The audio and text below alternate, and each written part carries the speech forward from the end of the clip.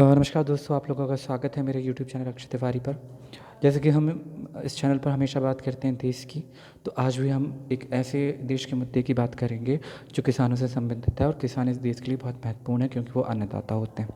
तो बात करते हैं उन 3 कृषि बिल की जिन्हें सरकार ने लोकसभा में पास करवा दिया है, पर उसका लगातार विरोध किसानों के द्वारा, राजनीतिक विपक्षी दलों के द्वारा और अब तो उन पार्टियों के द्वारा भी जो मोदी सरकार के साथ हैं, एनडीए के साथ हैं, जैसे कि अकाली दल, उनकी जो सांसद हैं और जो खाद्य मंत्री भी थीं मोदी सरकार में, हरसिमरत कौर बादल जी, उन्होंने अपने मंत्री पद से इस्तीफा दे दिया है। उनका कहना है कि ये बिल किसानों के लिए सही नहीं है, इसलिए मैं इस सरकार में जब वो बिल पारित हो रहा है तो उसमें नहीं रह सकती।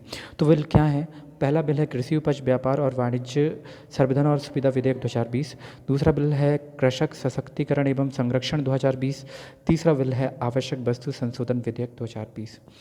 अब जो कारण बताया जा रहा है इन बिल के विरोध का वो ये है कि किसानों का कहना ये है कि किसानों का और विपक्षी दलों का ये कहना है कि अगर सरकार ये सिस्टम लागू कर दे कि किसान की जो उपज है उसको डायरेक्ट खेत से, उनकी जहाँ पे वो खेत हैं वहीं से जो बड़े बड़े उद्योगपति हैं, बड़ी बड़ी कंपनियां वहीं से खरीद लेंगी, तो इससे जो है एमएसपी के लिए बहुत बड़ा खतरा है। तो हम जानते हैं कि कैसे एमएसपी के लिए खतरा है। एमएसपी के लिए खतरा ऐसे है कि अगर एमएसपी के लिए खतरा ऐसा है कि अगर किसान अपनी उपज को डायरेक्ट खेत से ही बेचता है तो वो मंडी जाना छोड़ देगा, और अगर मंडी जाना छोड़ देगा तो फिर क्या होगा? फिर मंडियाँ ख़त्म हो जाएंगी और धीरे धीरे मंडियाँ ख़त्म होंगी तो व्यापारी ख़त्म हो जाएंगे, और व्यापारी ख़त्म हो जाएंगे तो वहाँ पे जो मज़दूर हैं वो भी ख़त्म हो जाएंगे।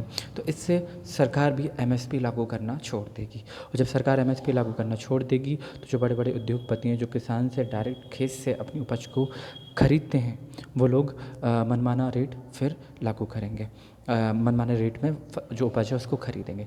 कैसे? कोई भी ये चाहेगा कि उसे जो रॉ मटेरियल है वो सस्ते में मिल जाए।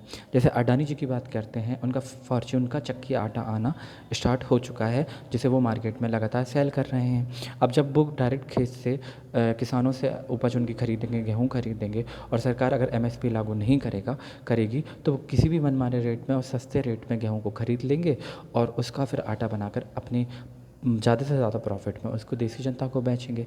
इस तरह से किसान को तो लाभ नहीं होगा, पर उन्हें बहुत अधिक लाभ होता दिखेगा। ये बात सच है कि एमएसपी पर इसका असर पड़ेगा, जो अभी तो नहीं पड़ेगा लेकिन आने वाले कुछ सालों में पड़ेगा। दूसरा ये है, व्यापारी ख़त्म हो जाएंगे, क्षेत्रीय व्यापारी जो अहम हिस्सा है हमारी इकोनॉमी का, और वो ख़त्म होंगे तो इनडायरेक्ट इकोनॉमी का बहुत बड़ा हिस्सा है वो ख़त्म हो जाएंगे, और अगर व्यापारी ख़त्म हो जाएंगे तो वो मज़दूर और हमाल ख़त्म हो जाएंगे जो कृषि उपज मंडी में काम करते हैं, तो उनका भी रोज़गार भी छिन जाएगा।